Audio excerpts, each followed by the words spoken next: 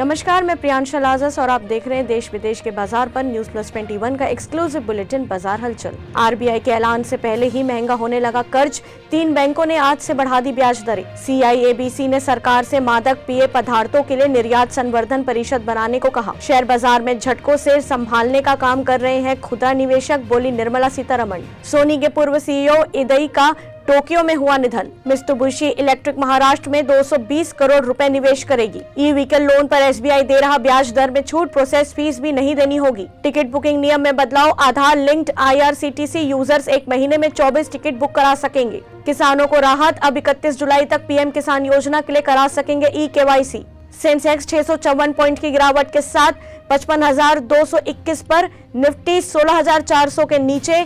Titan और Asian paints के share टूटे। सार्वजनिक क्षेत्र के बैंक बुधवार को सभी जिलों में ऋण मेले का आयोजन करेंगे। ऐसी जानकारियों के लिए देखते रहिए न्यूज प्लस 21, आपके हक की बात।